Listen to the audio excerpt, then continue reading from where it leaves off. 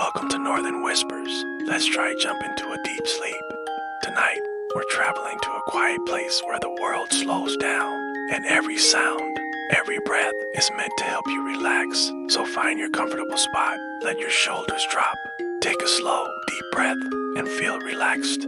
It curves slowly through tall pine trees, bending gently around rocks and quiet hills, as if even the earth here preferred to move without stress. In winter, the snow softened everything, the sharp edges of fences, the rough bark of trees, the sound of tires passing over gravel. By January, the world felt padded, wrapped, quiet. Cabin stood at the end of that slow road. It wasn't large, just one-story wooden with a small porch and a chimney that leaned slightly to the left. In summer, wildflowers grew around its steps. In autumn, orange leaves gathered in the corners of the porch. But in winter, it became something else, because every winter one window glowed, not brightly, not like a spotlight, just a steady, warm, golden light. It stayed on from sunset until sunrise. Every night, no matter how heavy the snow fell, no matter how hard the wind moved through the trees, the light stayed. Travelers sometimes noticed it. A truck driver passing through Vermont once slowed down when he saw it.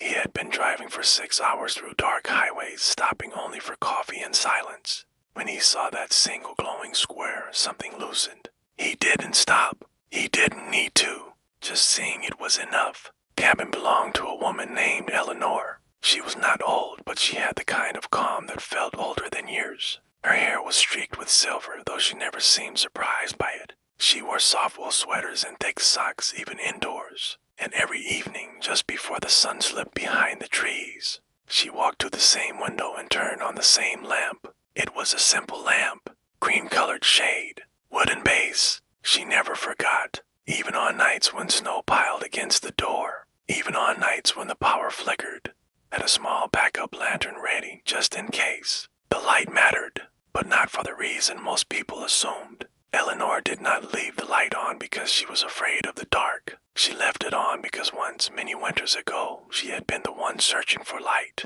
She had been younger then, living in the city, working long hours, eating dinner under fluorescent office lights that hummed louder than conversation.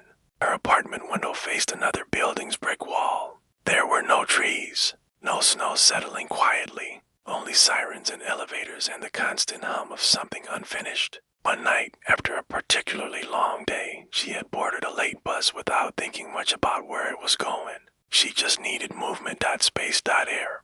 The bus drove farther than she expected, out of the city, past suburbs, past gas stations, into darker and quieter roads. She stayed on until the final stop. It was snowing lightly when she stepped off. The bus pulled away, leaving her standing alone beside a narrow road lined with trees. She hadn't planned this, hadn't even packed a coat thick enough for winter. The cold slipped through her sleeves and rested against her skin. For a moment she considered calling a ride back, but something inside her was tired of returning, so she began to walk. The road was silent except for the soft crunch of snow beneath her shoes. Her breath came out in small white clouds. The sky felt enormous compared to the slice she was used to seeing between buildings. She didn't know where she was going.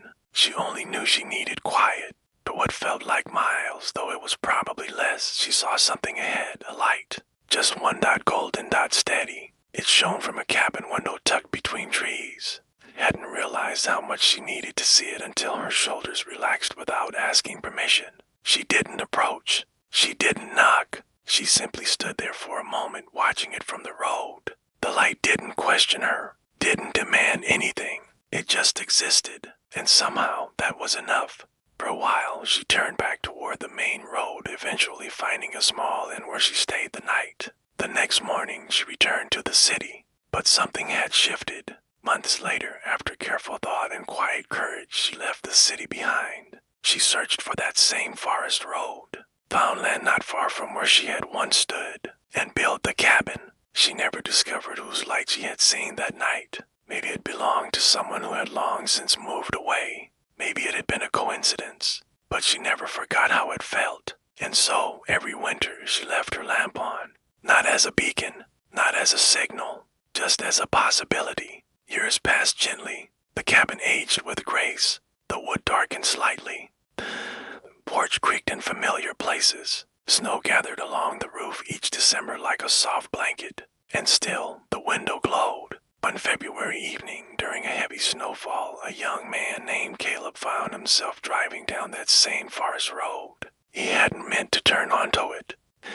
He had taken a wrong exit after an argument that left his ears ringing with words he didn't want to remember. The highway felt too fast, too loud, so when he saw a smaller road branching off into trees, he chose it without thinking. The snow thickened quickly. His headlights reflected white flakes swirling like quiet confetti. The world beyond the windshield blurred into softness. He drove slowly, carefully. The trees closed in slightly as the road narrowed. He considered turning back. Then he saw it. A golden square between dark trunks, a window dot warm dot steady. He didn't know why, but he slowed even more. Cabin appeared gradually, as if emerging from the snowfall itself. The light did not flicker. It simply waited. Caleb pulled his car to the side of the road and turned off the engine. The sudden silence felt enormous. Snow tapped gently against the hood. The forest held its breath. He stayed there, hands resting on the steering wheel, staring at the window. He didn't feel watched. He didn't feel judged. He just felt calmer. The argument replayed faintly in his mind, but it seemed smaller now, not distant, like something happening in another room. The light was not dramatic. It did not solve anything, but it reminded him that warmth existed somewhere in the world at that exact moment, and that was enough. For several minutes, he restarted the engine and carefully turned the car around. The main road felt less overwhelming now. Inside the cabin, Eleanor sat in her armchair, a book resting gently on her lap. And no idea someone had paused outside. She rarely looked toward the road after dark. The light was not for her to monitor. It was simply there. That night, as she prepared for bed, she walked to the window and glanced out at the snow-covered trees. For a moment, just a small one, she thought she saw tire tracks near the edge of the road. She smiled softly, not because she expected visitors, but because she hoped quietly that someone had needed the light. Winter continued. Storms came and went. The lamp glowed faithfully. Some nights, no one passed at all. The forest remained empty except for deer stepping cautiously through drifts. Other nights, distant headlights would appear briefly before disappearing again. Eleanor never counted. She never measured impact. She simply kept the ritual. Turn on the lamp at sunset. Turn it off at sunrise. Steady. Gentle. Uncomplicated. As the years layered themselves like snowfall, the cabin became known among locals. Not officially, not on maps, but in quiet conversation. Take the forest road, someone might say. You'll know you're close when you see the glowing window. It became a landmark of sorts, a small comfort in a wide landscape, and every winter, without fail, it shone.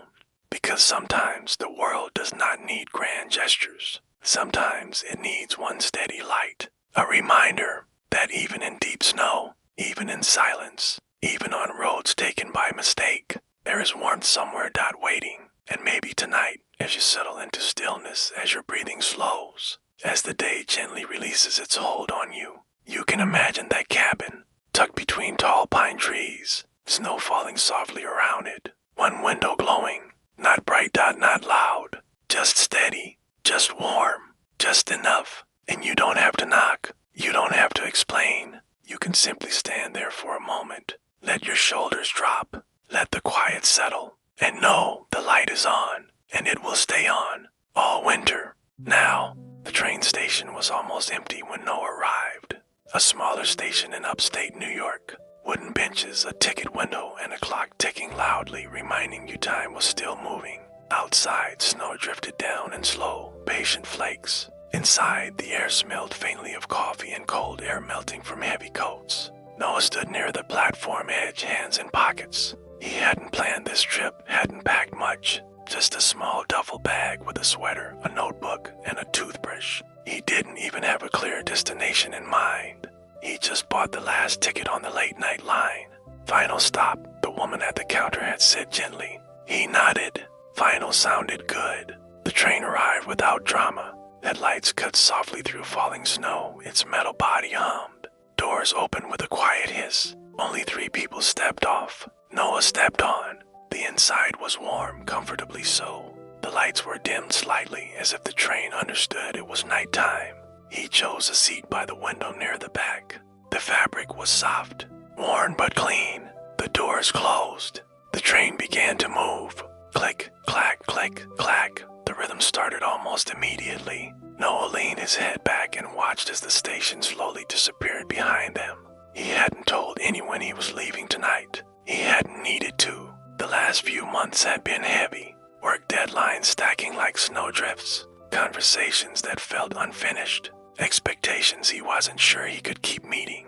Nothing dramatic had happened. It was just a slow build-up, like carrying a backpack for miles and only realizing the weight when you finally stop. Outside the window, the world turned into a soft blur of white and dark shapes. Snow-covered trees passed quietly. Occasionally, a farmhouse appeared in the distance, its windows glowing warm against the night. Each time he saw a lit window, something inside him softened. People were inside those houses, drinking tea, reading books, sleeping peacefully. Life was happening gently somewhere. The train moved on. There were only a few other passengers. An older woman knitting to rows ahead. A college student with headphones on, eyes closed.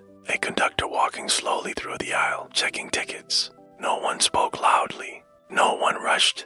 The air inside the carriage felt calm, like a shared understanding. Noah rested his forehead lightly against the cool glass. Click, clack, click, clack. The sound was consistent, almost hypnotic. He began to notice something. With every mile the train traveled, his thoughts seemed to rearrange themselves. They weren't gone, but they weren't loud anymore. The argument from earlier that week replayed faintly, but the sharp edges had dulled. The unfinished email he'd been worrying about felt less urgent. The list of what-ifs that usually followed him around began to shrink. It wasn't that the train was solving anything. It was just moving, and somehow the movement helped. The conductor returned and paused beside his seat. "Long ride tonight," the conductor said softly. Noah nodded. "Yeah, sometimes that's good," the man replied, offering a small smile before continuing down the aisle. "Sometimes that's good." Noah let the words settle. Outside, the snow thickened slightly. Train passed over a bridge, and for a moment he could see dark water below, reflecting faint moonlight. Carriage lights flickered gently as they crossed, then steadied again. He closed his eyes. The rhythm of the tracks continued. Click, clack, click, clack. His breathing began to match a dot inhale, dot exhale. He imagined the train not just moving forward, but carrying something behind it, like a long invisible ribbon stretching into the darkness, collecting worries and leaving them far back along the tracks. With each passing mile, the ribbon grew longer and lighter. The older woman finished a row of knitting and carefully folded her yarn into her bag. College student shifted slightly but remained asleep. The world inside the train felt separate from everything else, like a small floating room moving through winter. After an hour, they stopped at a tiny station. No one got on. No one got off. The doors opened briefly, letting in a whisper of cold air and snowflakes. Then they closed again.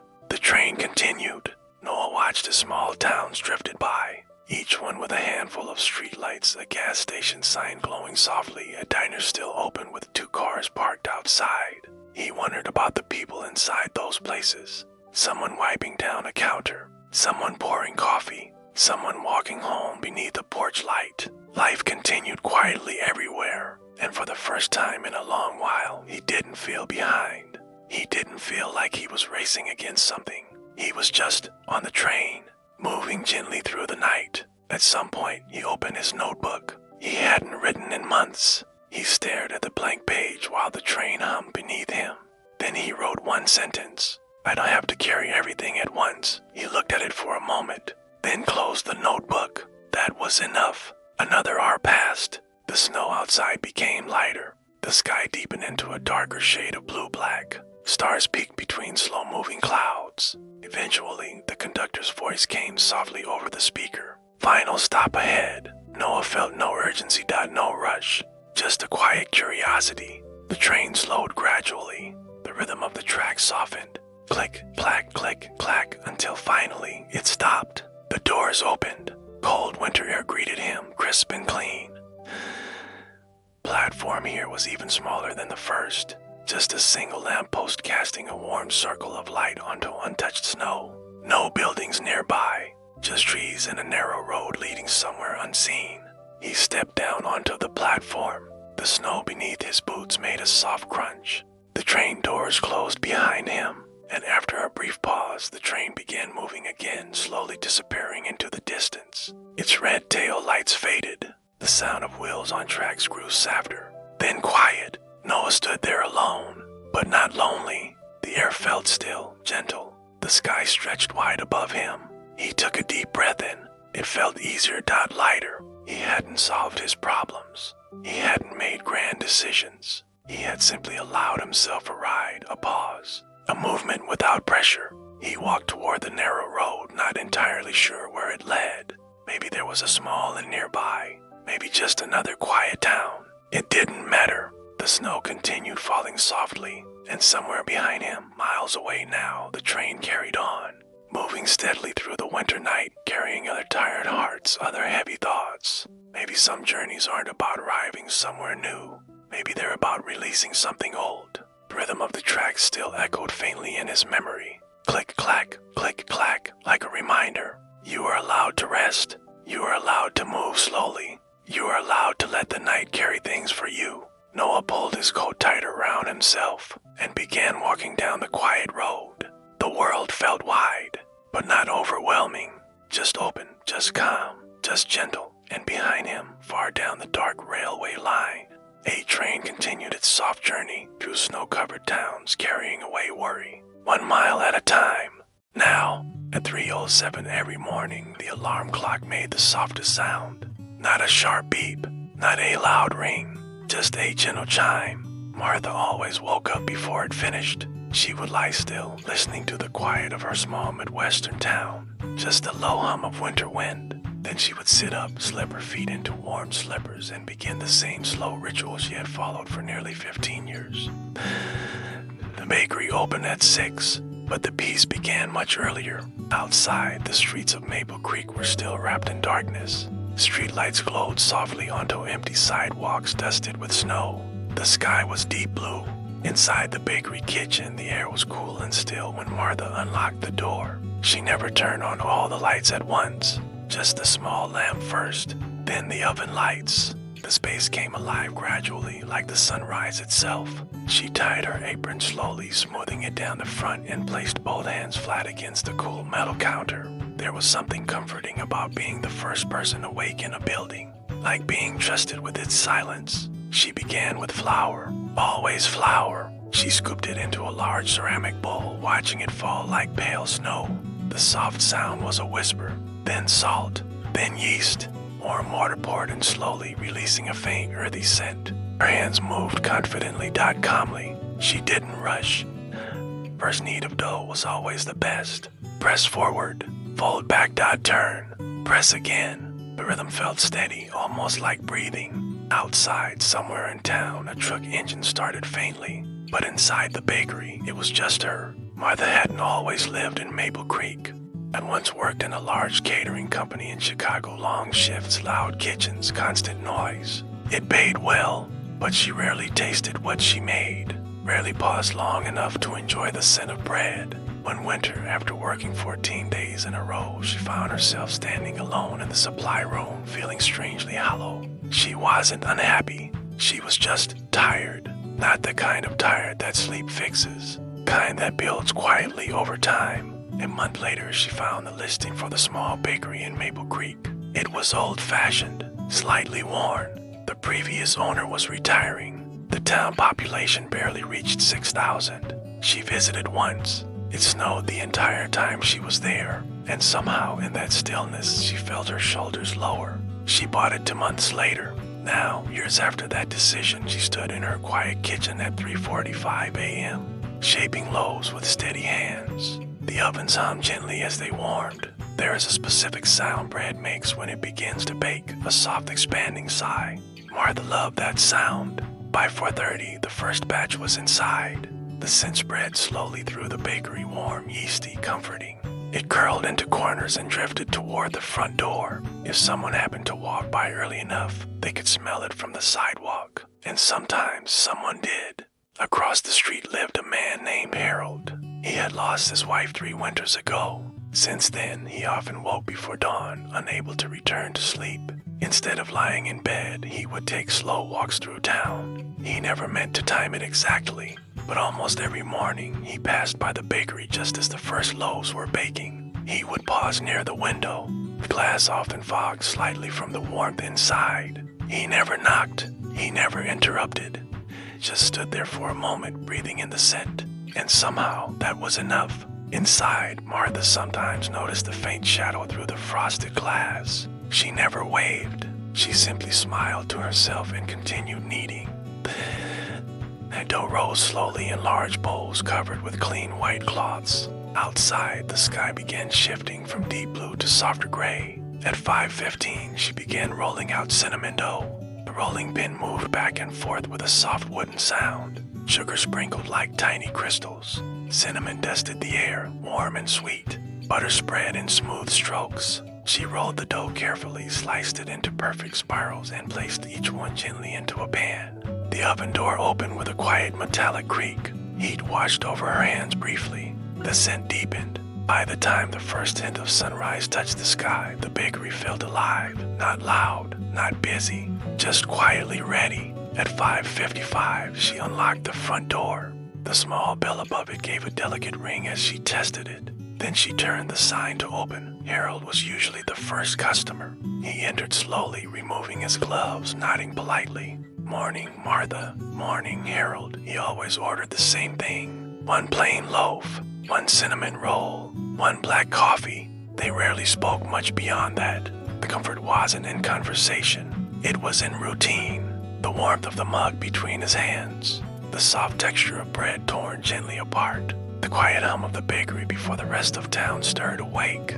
By 6:30, a few more customers drifted in. A nurse finishing her overnight shift, a high school teacher preparing for the day, a mother picking up muffins before waking her children. No one rushed inside the bakery. Something about it slowed people down. Voices stayed soft. Phones remained in pockets. Even the air felt different, warmer, thicker with comfort. Martha moved behind the counter with steady calm, handing over warm paper bags, pouring coffee, smiling gently. She never advertised heavily, never expanded to multiple locations. The bakery was not meant to grow large. It was meant to stay gentle. On a particularly cold January morning, a young woman stepped inside just as snow began falling harder outside. She looked exhausted, dark circles beneath her eyes, shoulders slightly tense. She hesitated near the door as if unsure whether to stay. Martha met her gaze. "Cold out there," she said softly. The woman nodded. "First time here?" Martha asked. "Yeah," she replied. "Just moved to town." Martha reached for a cinnamon roll still warm from the oven. "On the house," she said. "First mornings should start sweet." The woman's expression softened instantly. She sat near the window, steam rising from her coffee. Outside, snow fell steadily. Inside, warmth wrapped around her like a blanket. She closed her eyes for just a second and breathed. Martha watched quietly from behind the counter. She recognized that look, the look of someone who needed a pause. The bakery wasn't just a business. It was a space between things, between night and day, between exhaustion and energy, between loneliness and connection. As the morning grew brighter and customers came and went, the scent of fresh bread lingered. The ovens cooled gradually. Flour dusted the counters like soft powder. By 10 a.m., the rush was over. The town moved into its daytime rhythm. Cars passed more frequently. Shops opened. Voices grew louder. But inside the bakery, the calm remained.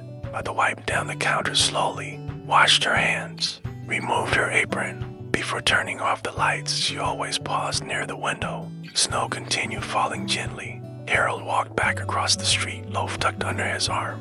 The young woman stepped outside, shoulders no longer quite as tight. Martha exhaled slowly. Tomorrow she would wake again at 3:07. She would knead dough in silence. She would fill the air with warmth before sunrise. Because sometimes the world doesn't need grand solutions. Sometimes it just needs warm bread in a quiet room before the day begins. And maybe tonight, as you settle into stillness, as your breathing slows, you can imagine that bakery kitchen. Flour falling softly into a bowl, dough rising patiently, ovens humming gently, Snow is resting against the windows, and somewhere before the sun rises, warmth is already waiting for you. Now, rain began just after 9 p.m. Not a violent storm, not the kind that shakes windows, just steady rain. The soft, continuous kind that turns streets glossy and makes the world feel smaller, quieter, closer. In a quiet suburban neighborhood outside Portland, Oregon, most houses had already turned off their lights for the night. Curtains drawn, doors locked, televisions dimmed, but one porch light stayed on. It wasn't bright, just a warm ember glow above a small front door with a faded blue frame. The house belonged to a man named Daniel. He lived alone, mid-30s, worked remotely, drank his tea slowly, spoke gently even when no one else was around.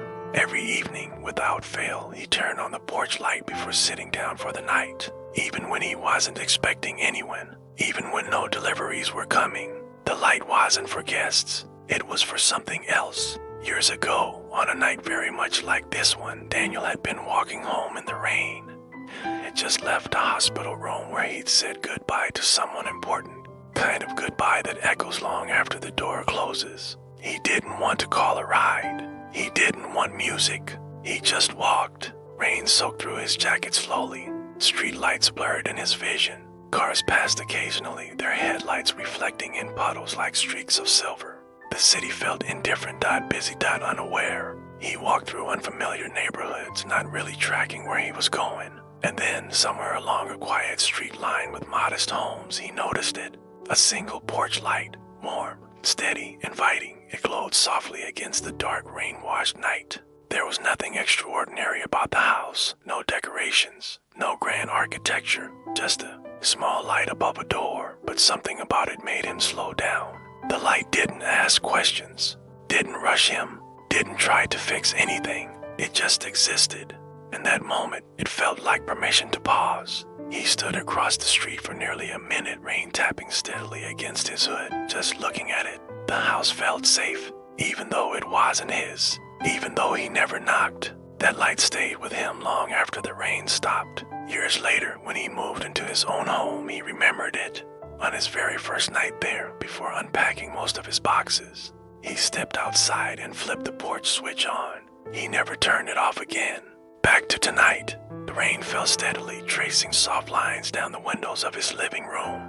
Daniel sat on his couch with a blanket around his shoulders, a book open in his hands. The house was quiet except for the gentle rhythm of rainfall against the roof. Outside, the porch light glowed patiently. Down the street, a woman named Clara hurried along the sidewalk, umbrella tilted against the wind.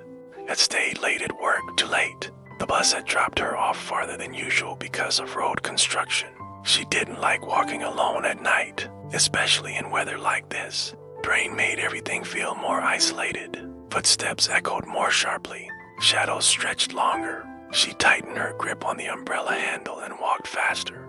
Most houses she passed were dark, windows black, porches unlit. The street felt narrower than usual. Then she saw it, a warm glow halfway down the block. A porch light. It wasn't dramatic, but in the rain, it looked almost golden. Clara slowed slightly as she approached. The house didn't look intimidating. The yard was small but tidy. A simple wooden chair sat near the door, rain tapping gently against it. The light cast a soft circle onto the wet pavement. For a moment, just a small moment, Clara felt less alone. She didn't know who lived there.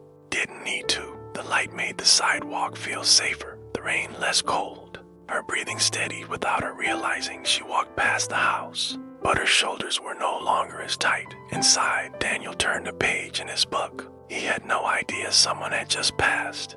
No idea that his simple ritual had changed the shape of someone's evening. He simply sipped his tea and listened to the rain. The truth was, he didn't leave the light on for recognition. He left it on because once, long ago, he had needed to see one, and he knew there were others who might need the same thing. The rain grew slightly heavier around 10:15. Water pooled along the edges of the street.